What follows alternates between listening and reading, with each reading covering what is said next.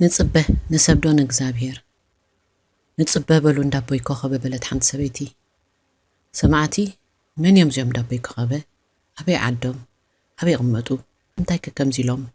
ንመን እዮም ከዝጽበዩ ዘለዉ ክብሉ ምስ ተሸገርዋ እንታይ ይበሃል ኢልና ክትብል መለሰት ድሓር ድማ ሓስባ ኣቢላ እቶም በሃልቲ ነቲ ዝደልይዎ ምእንቲ ክብሉ ዝተጋጠመሎም ቃላት እዮም ዝወስዱ ክትብል ንበይና ደምደመት ወይ ንጽበ ንሰብ ብዛዕባ ምጽባይ ሳሙኤል በኬት ዝበሃል እንግሊዛዊ ጸሓፋይ ክልተ ንሓደ ጎዶት ዝበሃል ሰብ ክጽበዩ ከለዉ ዝነግር ጽሑፍን ድሓር ድማ ተዋስኦ ዝኾነ ታውፅኡ እዚኣቶም ክልተ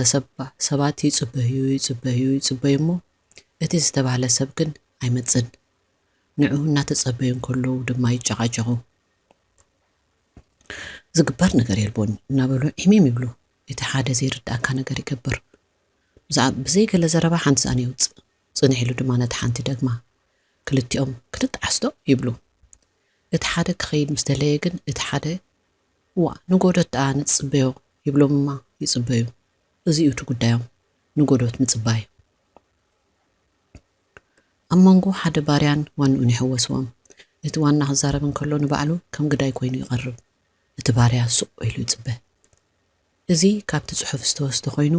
ድሕሪ ነዊሕ ምጽባይ ነቲ ጉዳይ ዝፈትሕ ጎዶት ዝበሃል ነገር ከም ዘይብሎን ከም ዘይመጽእን ይርዳእ ካብ ኩሎም ብቋንቋ እንግሊዝ ዝጽሕፉ ሰባት ሳሙኤል በከት ነቶም ብዘልምዲ ዝጽሕፉ ዝነበሩ ገዲፉ ኣብ ተዋስኦን ልበወለድን ፍልይ ዝበለ ጸሓፋ ጀሚሩ ክብሉ ናይ ስነ ጽሑፍ ክኢላታት ንሳሙኤል በከት ይንድዎ ንጽበ እምበኣር ነቶም ካብ 1980 ጀሚሮም ንናይ ሃገር መጻኢ ክውንኑ ኢሎም ዝሓሰቡ ክልተ ተዋሳእቲ የዘክር እዚኣቶም ዴሳዊ ስነ ሓሳብ ኣብ ዝገነነሉ 50ታትን 60ታትን 70ታትን ፖለቲካ ዝተወልዱን ንኣብነት ሕጂ ክንታይ ገበር ትበሃል ናይ ለድን መጽሓፍ ብምንባብ ዝዓበዩን እዮም ድሕሪ 23 ዓመታት እቲ ሕቶ ገና ዘይተመለሰን ኣብ ሃዋይ እንሳፈፍ ዘሎ ኮይኑ ጉዳይ ይርከብ እዚኣቶም እንታይ ከም ዝግበር ዝነግሩ ዕድላት ምስ ሓለፈን እቲ ሃዋህው ከም ዝተቐየረ ምስ ተረድኦም እዩ ሽዑ እዚ ክግበር ነይርዎ እቲ ክግበር ነይርዎ ይብሉ ምክንያቱ እንተደኣ ከምኡ ዘይሎም ስርሖም ኣይፈልጡን እዮም ምእንቲ ከይበሃሉ ብዛዕባ ተጋድሎ ሓርነት ነበር ተቃወምትን ዝርዝራቶም በመርባባትን ተመራመርትን ብዙሕ ተጻሒፉ እዩ እንተኾነ ግን ህዝባዊ ግንባር ሓርነት ኤርትራ ነበር እግሪ ተጋድሎ ሓርነት ነበር ናብ አዲስ አበባ መኻዶም ነቲ ቅድሚ 53 ዓመት እውን ህዝባዊ ግንባር ሓርነት ተጋድሎ ሓርነት ኤርትራ ተኸቲሉ ኣብ ሜዳ ክበቁል ከለው ዝነበረ ግዜ የዘክር ቅድሚ ኢትዮጵያ ምእታዎም ግን ናብ ኢትዮጵያ ይከየዶ ኣይከየድ ዝብል ሕቶ ኣካቲዕዎም ምዕብል ዝበሉ ፖለቲከኛታት ነዚ ናይ ጸላኢ ፈታዊ እዩ ዝብል ብምኽንያታ ኣብ ግሁድ ከየውጽዎም ፈትሕዎ ነይሮም ግን እንታይ ገበር እዚኦም እዮም ቶም ተጸበይቲ ስጋብት ጉዳይ ማለት እታ ዝቐረበት ሃገር ኢትዮጵያ ስለ ዝኾነት ከም ኣማራጺ ክውሰድ ከም ዝግባእ ዶንጊዩ ዝተረድኦም እዮም ዝመስሉ ካልእ ንተጸበይቲ ዘዘክር ጉዳይ ባንዴራ ኤርትራ ንመጀመርታ እዋን ብዘይ ኣፍልጦ ባይቶ ብኢትዮጵያውያን ይኹኑ ተደናገጽቶም ምስ ወረደት ናብ ጃንሆይ ክጠርዑ ናብ አዲስ አበባ ኸዱ እዚኣቶም ጉጅለ እዚኦም ኣብ ናይ ሃይለ ስላሴ ችሎት 4 ወርሒ ድሕሪ ምጽባይ ተገሊሆምን ተሳዒሮምን ናብ ኣስመራ ተመልሱ ጃንሆይ እዚ ኩሉ ተጸቢዮም ንደቓይቕ እውን ክሪኦም ኣይደለየን ምጽባይ ግን ኣይተረፈን ንዝያዳ ሓበሬታ ብዛዕባ እዚ ናይ ምጽባይ ናይ ሚኬላ ሮንግ መጽሓፍ ገጽ 178 ክሳብ 179 ተወከስ ቀዳሞት መራሕቲ ኢትዮጵያ ከከም ግዚኡ ንኤርትራ ምድኻም ከም ሓደ ፖለቲካዊ ስራሕ ይወስድዎ ነበሩ ብፍላይ ድማ ንጉሰ ነገስት ሃይለ ስላሴ ነዛ ኣብ ቀይሕ ባሕሪ ዘላ ንእሽቶ ሃገር ክጎብጥ እንከሎ እቲ ፌደሬሽን ክሳብ ባዕሉ ዝክፈርስ ኣይተጸበየን ኣቀዲሙ ንውሕደት ኤርትራን ኢትዮጵያን ክንቕንቆ ጀመረ ኣብቲ እዋን ዝነበሩ ጋዜጣታትን ዜናን ከምኡውን ብዛዕባ ፌደሬሽን ዝተጻሕፉ መጽሓፍቲ ከም ዝሕብሩ ነቶም ሽቶኡ ኣብ ዕላማ ንምብጻሕ ወሳኒ ተራ ዝተጻወቱ ኣባላት ማሕበር አንድነት ኣወጊኑ በተዛማዲ ዝያዳ ስልጣንን ቁጠባዊ ረብሓን ነቶም አንጻሩ ዝነበሩ ኣባላት ነጽነት ውድባት ሃበ እዚኣቶም ማለት ምፍራስ ፌደሬሽን ስለዘይተቐበልዎን ዝተቃወምዎን ንወፃኢ ዝኸዱ ገዲፍካ ኩሎም ኣብ ትሕቲ ጽላል ንግስነት ኢትዮጵያ ክነብሩ ዝመረጹ ይምልከት። ናይቲ እዋን ታሪኽ ጸሓፍቲ ጸጸኒሖም ዝደጋግምዎ ጉዳይ እንተሎ ንኣቶ ወልደኣብ ወልደማርያም ዝምልከት እዩ። ድሕሪ ብዙሕ ፈተነታት ከም ዘምለጡን ህይወቶም ድማ ንናጽነት ኤርትራ ከም ዘወፈዩን ዝጸሓፍዎን ዝገበርዎን ይንገር። ኣቶ ወልደኣብ ምስ በዝሖም ናብ መንግስታዊ ኣብያተ ጽሕፈት ከይዶም ፓስፖርትን ናይ ወፃኢ ናይ ምኻድ ፍቓድ ሒዞም እዮም ብሰላም ካብቲ ሃገር ዝወፁ። ከም ንናጽነት ዝተቓለሱ መጠን መንግስቲ ኢትዮጵያ ክሕዞም ኣይደለየን። መጽሓፊ ኤርትራ ጉዳይ በተባበሩት መንግስታት ብዘውደ ረታ ተወከስ። ከምዚኦም ዝኣመሰሉ ተቃውምቲ ኣብቲ ሃገር እንተዳ ተሪፎም ካልኦት ሰዓብቲ ኸጥርዩን እንደገና ነቲ ጉዳይ ክትኽትኽዎን ምዃኖም ርዱእ ነይሩ። በዚ ንኣንጻርካ ዝኾኑ ግን ኣባላትካ ነበር ይኹኑ ናይ ካልኦት ፓርቲታት ተጻረርትኻ ብበጃ ኢድ መሓዝን ንወፃኢ ክኸዱ ምፍቃድን ህዝባዊ ወያነ ሓርነት ትግራይ እውን ከም ፖለቲካዊ ስልቲ ተማሂሮም እዮም። እቶም ካብኣታቶም ተፈልዮም ኣብ ወፃኢ ዝኸዱ ሰባት ግዜ ወሲዶም ክምለሱ ክደልዩ ከለዉ ኢትዮጵያ ሓንጎፋይ ኢላ እያ ትቕበሎም። እንደገና ኣብ ሕቑፍኣ ኮይኖም ነገር ክደልዩ ይኽእሉ። ኩሎም እኳ እንተዘይተባህለ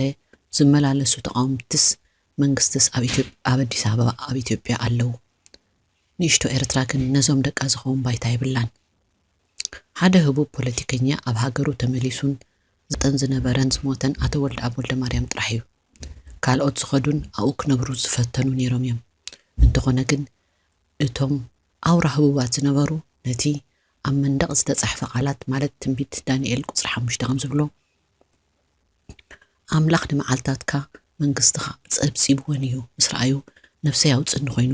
ነናብ ዝነበርዎ ወፃኢ ተመልሱ ደኣ። ናብ ኣቶ ወልደኣብ ክንምለስ ብዛዕባኦም ማለት ብዛዕባ ሓደ ሰብ ብተደጋጋሚ ክጽሓፍ እንከሎ ብዛዕባ እቶም ኣንጻሮም ዝነበሩ ግን ከፌደሬሽን ንኽፈርስን ኤርትራ ምስ ኣዲኣ ኢትዮጵያ ክትሓብርን ዝገበሩ ገለገለ ማሕበር አንድነት ነበር። ግን ኣብቲ ወልደኣብ ወልደማርያም ገዲፎም ዝኸዱ መሬት ጽቡቕ ኣይረኸቡን። ማለት ተጻረርትን ዝረብሕሉ እቶም እቲ ጉዳይ ኣብ ጉዶ ዘውዓሉን ግን ብተዛማዲ ዳርጋ ተገሊፎምን ተናዒቖምን እዮም። ገለ ካብኣታቶም ናይ ውልቃዊ ናብርኦም ክምለሱ እንከለዉ ገለ ድማ ኣብ ናይ መንግስቲ ትካላት ሽመት ተዋህቦም። እዚኣቶም ኣባላት ማሕበር አንድነት ነበር ድማ ብክልተ ገጽ ክህረሙ እንከለዉ እቲ ዝነበረ ትጽቢት ደኣ ኣብ ምንታይ ወደቐ እዩ ዘብለካ። ጉሳ ሃይለ ስላሴ ናብ ቀይሕ ባሕሪ ዝኣቱ መንገድ ብኣባላት ማሕበር አንድነት ኣቢሉ እዩ ሽተኡ ዝወቓ ደኣ እምበር በቶም ንናጽነት ዝበሉ ኣይኮነን። እቶም ነዚ ዝገበሩ ግን በቶም ደቂ ሃገሮም እሞ በቶም ምጽራዝ ዝጀመሩ ጉጅለታት ከም ካሓቲ ተራእዮም ናይ ሞት ፍርዲ ዝረኸቡ ኣለዉ። ፍሉጣት መራሕቲ ባይቶ ኤርትራን ኣባላት ማሕበር አንድነት ተቐትሉ። ፍሉጥ ናይ ባይቶ ኤርትራ ፕሬዚደንት ሼክ ዓሊ ረዳይን ዑመር ሓሰኖን ብተጋድሎ ሓርነት ኤርትራ ኣብ ኣስመራ ብስሳታት ተቐቲሎም። ኣባላት ማሕበር አንድነት ነበር ደጃዝማች ሰርኦም ክፍለን ደጃዝማች ሓድጉ ጊላ ካበርን ኣብ መወዳእታ ጎደና ሓርነት እትርከብ ዝነበረት ባር ላንጋኖ ተቐትሉ። ካልኦት እውን ብኸምዚ ነፍሶም ዝሓለፉ ኣለዉ። ንኣብነት ብግዜ ደርጊ ብ1977 ኣቢሉ ዶክተር ገብረትንስኤ ኣብ ከረን ኣንጻር ተጋደልቲ ከምዚ ተዛሪቦም ከምዚ ኢሎም ብዝብል ምኽንያት ኣብ ኣስመራ ክጀረት ዝርከብ ኣፍ ደገ ቅዱስ ፍራንቼስኮ ቤተ ክርስቲያን ተቐቲሎም። እዚኦም እዚ ክጽሓፍ ከሎ እዮም ተዘኪሮም። ምኽንያቱ ኣብቲ እዋንቲ ኣብ ሓዘን ስለ ዝነበርና ንሕና እውን ነቲ ናህና ገዲፍና ናብ ምብጻሕን ምቕባርን ኣድሃብና። ጸሓፊት ካልኦት ብዙሕ ኣይትዝክርን ግን ነይሮም እዮም። ወረስቲ ሃገረ ኤርትራ ፖለቲካዊ ፓርቲታት መጻኢየንን ክመርጻን ብዲሞክራሲ ኣገባብ ድማ ነዚ ምርጫ እዚ ክነብራሉን ክልውጥኦን ክከላኸላሉን ይግባእ ዝብል መረዳእታ ኣብ ሓንጎሎም ኣይነበረን። ጽርግያታት ኣስመራ ብስሳታትን ሰብዓታትን ብፍርሒ ተዋሒጡ እዩ ዝነበረ። ፍልይ ዝበለ ፍርሒ ህዝቢ ኤርትራ ብመላእ ኣብ መንጎ መንግስቲ ኢትዮጵያን ኣብቶም ጌና እግሪ ዝተኽሉ ዝነበሩ ክልተ ውድባት ተቐርቂሩ ነበረ። መንግስቲ ኢትዮጵያ ንወንበዴ ደጊፍኩም እናበለ ክገፍፍን ክኣስርን ኣብ መንገዲ እውን ሬሳታት ክደርብን ከሎ እቶም ተኸተልትን ምስጢራውያን ደገፍቲ ተጋደልቲ ድማ እከለ ምስ ኢትዮጵያውያን ከምዚ ገይሩ ብምባል ኣስማት ንሜዳ ይሰዱ ዝነበሩሉ እዋን እዩ። ከም ዝሽዑ ዝነበረ ኣገባብ ምናልባት ስምካ ስምኪ እንተደኣ ንሜዳ ተሰዲዱ ይግባይ ኣብ ዘይብሉ ፍርዲ ተበፂሑ ማለት እዩ ቀስ በቀስ ውድባት ኤርትራ ኣብ ኩሉ መዳያት ናይ ህዝቢ ብምእታው ኣገልገልትን ገፍትን ተደናገፅትን ከጥርያ ጀመራ እዚኣቶም ዝበዝሑ ትእዛዝ ተቐበልትን ብሉዕ ሕልንኦም ንናጽነትን ሓርነትን ኤርትራ ዝድግፉ እኳ እንተኾኑ ኣብ ልዕሊ ውድባት ስሲ እዚ ዘይበሃል እምነት ስለ ዝነበሮን ኣሚን ኢልካ ምቕባል እውን ነይሩ እዩ ኣብ ልዕሊ ሃብታማት ዜጋታት ወነንቲ መጥሓን ከይተረፉ ገንዘብ ንምሃብ ፀቕጢ ምግባር ተጀመረ ኣባላት ማሕበርን አንድነት ነበር ብወገኖም ጭቆና ስርዓት ሃይለ ስላሴ ከምኡውን ደርግን ኣስካሕኪሕዎም ብዛዕባ እቲ ዝገበርዎ ውሳኔ ተጠራጠሩን ጽንሕ ኢሎም ድማ ጨርሾም ሓሳባቶም ቀየሩ ስርዓት ሃይለ ስላሴ ብፍላይ ነዞም ብፍቶት ዝተሓባበርዎ ዳርጋ ወኪኑ ነቶም አንጻርቱ ዝነበሩ ደገፍቲ ናጽነት ደንበ ብተዛማዲ ዝያዳ ፖለቲካን ስልጣንን ዕድላትን ስለ ዝሃበ ድማ ተቐየሙ ኢትዮጵያ ነቲ ንናጽነት ዝግበር ቃልሲ ከም ብሸፋቱ ዝግበር ገበን ብምቁጻር ንኤርትራ ኣብ ትሕቲ ህፃው ዜጋታት የማነ ጸጋም ብስባስን ምቕታልን ምጥፋእን ኮነኢሉ ተተሓሓዞ ስለዚ ድማ ብዙሓት ደቂ ማሕበር አንድነት ነበር ንሜዳ ክውሕዙ ተራእዩ እቲ ዘገርም ብዛዕባ እዚ ጉዳይ እዚ ምዕላል ምዝራብ መጽሓፍ ይኹን ምትንታን ዳርጋ ከም ኩልኩል ገይሩ ይውሰድ ምህላው እዩ ወይ ከዓ ከም ትገለገለ ዝብልዎ ግዚኡ ኣይኮነን ንተረኽቲ ንግደፎ ዝብል እዩ እቲ ነዚ ጉዳይ ይኹን እዚ ጨካን መፈለምታ ውድባትን ንሱ ዝተኸተለ መልሰ ግብርን ክለዓልን ከሎ እቲ ዘጋጥም ጸጥታ እዝንኻ ዘሕምም እዩ ምክንያቱ መበገሲ ውድባት ነጽነት ጥራሕ ዘይኮነስ ናይ ዘረባን ጽሑፍን ሓርነት ናይ ምቅዋምን ምውዳብን ምክታዕን ሽቶታት ክወቅዕ ዝብል ስለ ዝነበረ እዩ 53 ዓመታት ሓሊፉ ነተን ውድባት ክሳብ ለይቲ ሎሚ ዘባህረን ዘሎ እዚ ናይ መፈለምታ እዋን ተርእዮ እዩ እዘን ውድባት እዚኣተን ሎሚ ኣብቲ አንጻሩን ካብኡ ንኽፍለያ ዝተቃለሳሉ ሃገር ርእሲ ከተማ ይቕመጥ ኣለዋ እቲ ስርዓት ስለ ዝተቐየረ ምዃኑ ሓቂ እኳ እንተኾነ ንሓደ ነቲ ታሪክ ዘይፈልጥሲ ከይገረሞ ኣይሓልፍን እቲ ተዋስኦ ተለዊጡ እዩ ብዙሓት ውድባት ኣብ ሓደ ጽላል ይረኣያ ግንከ ካብ ብዛዕባ አንጻር ስርዓት ይኹን ዲሞክራሲ ዝገብርኦ ቃልሲ ክንዲ ዝፍለጣ ኣብ መንጎአን ብዝገብርኦ ፍልልያትን ንኣሽቱ ጓል መንገዲ ዝውረ ጉዳይን ተዓዛቢ ይረኣዮ ሓደ ካብቶም ንኡሳን ውድባት ንመራሒ ሰውራ እዚ ስም ሂብዎ ክህቦ ኣይነበሮን ዝብል ከም ዓብይ ጉዳይ ክውሰድን ከሎ ዘገርም እዩ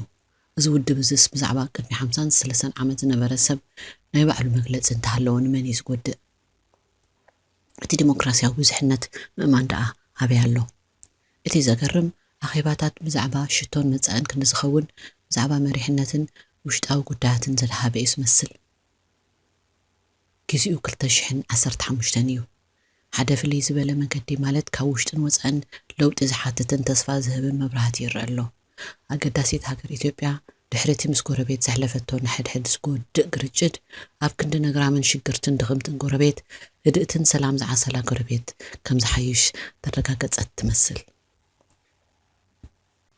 ንጽበን እግዚአብሔር ምስ ኣምላኽ ንዛረብ እሞ ናይ ደብዳቤታት መጽሓፍ መደብ ነውፅእ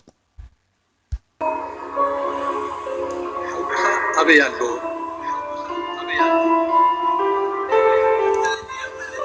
حوخا أبي له زفترت مراف 4 قطرت حواريوي ملختي كاثوليكاويان باباسات يرترا እቲ ኣዝዩ ሃይማኖታዊ ዝኾነ ሕብረተሰብ ብፍላይ ናይ ኦርቶዶክሳዊት ቤተክርስትያን ኣመንቲ ዝያዳ ተሳታፍነት የርኢ ኣሎ እቶም ካልኦት ሃይማኖታት እውን ብግዲኦም ተሳታፍነቶም ከብዝሑ ይረኣዩ ኣለዉ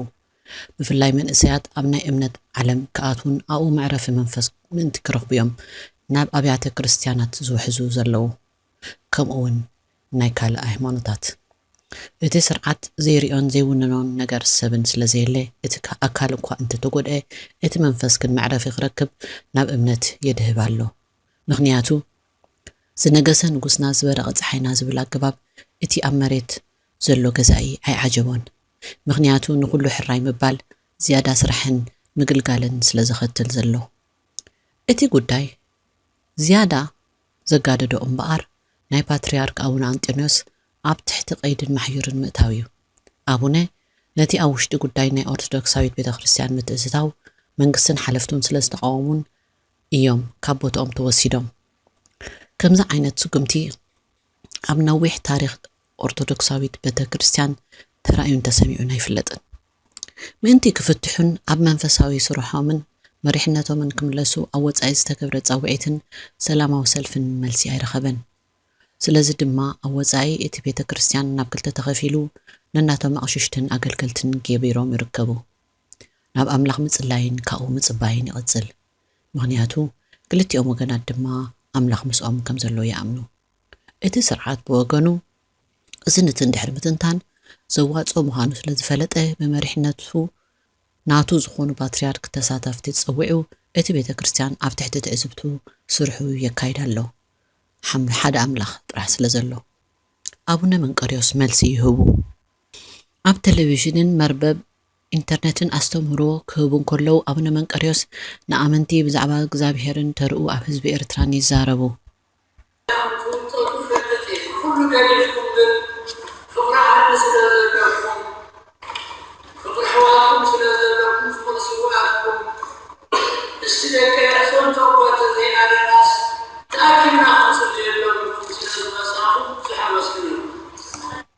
ናይ ዜና ማዕከናትን መርበባትን ብዛዕባ እቲ ዝካየድ ግህሰት ሰብኣዊ መሰላት ብቐጻሊ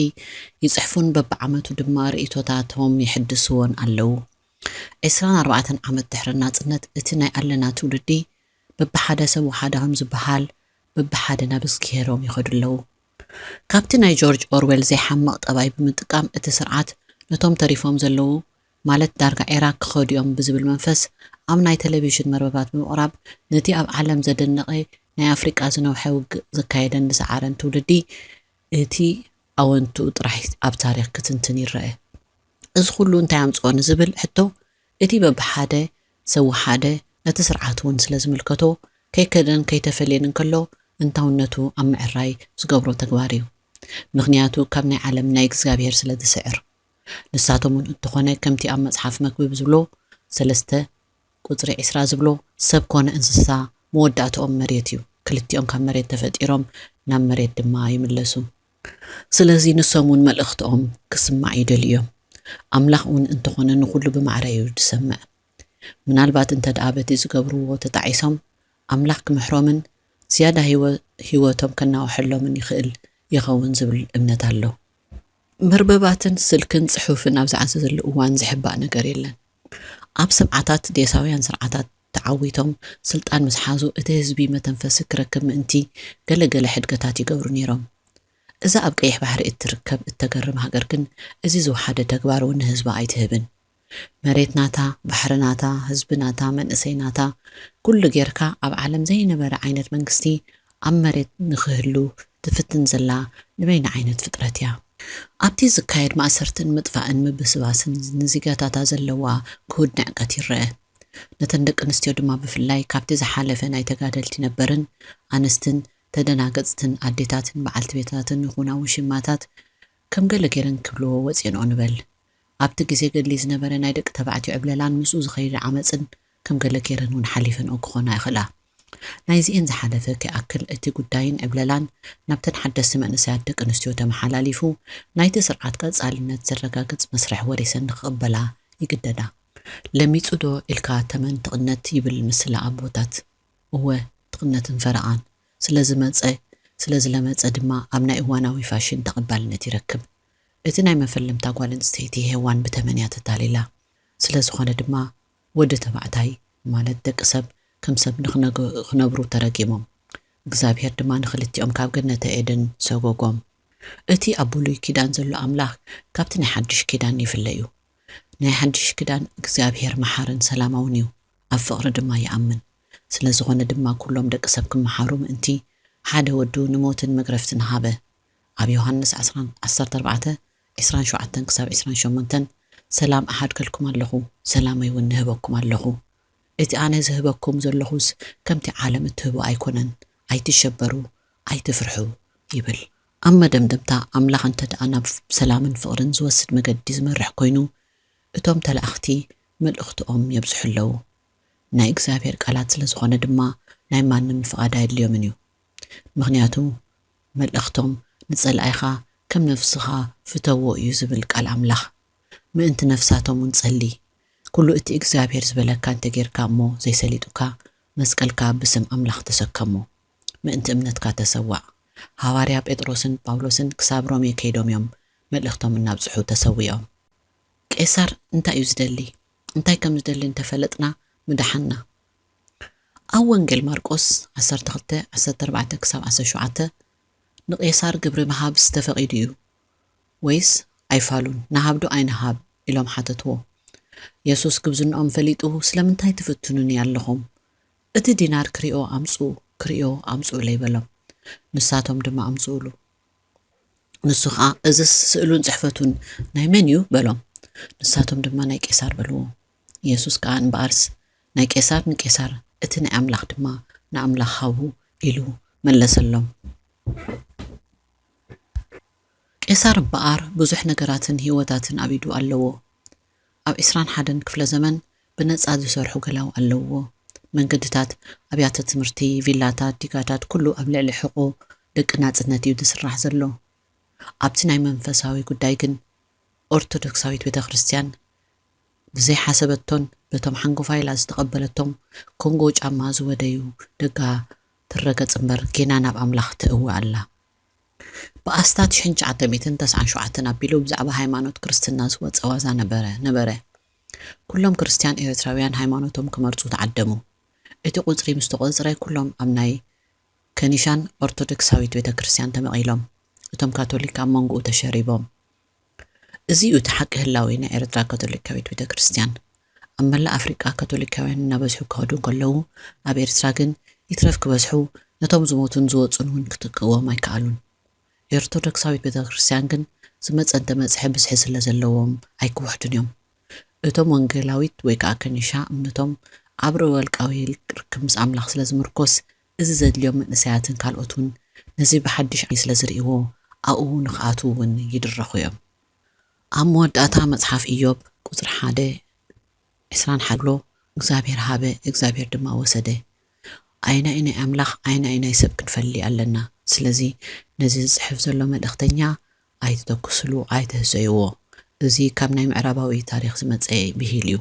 መልእኽተኛ ደኣምበር ናይ ዝኹሉ ዝትንተን ዘሎ ሓላፍነት ይብሉን ምኽንያቱ ኣብቲ ከባቢኡ ዝበሃል ዘሎ እዩ ዝነግር ዘሎ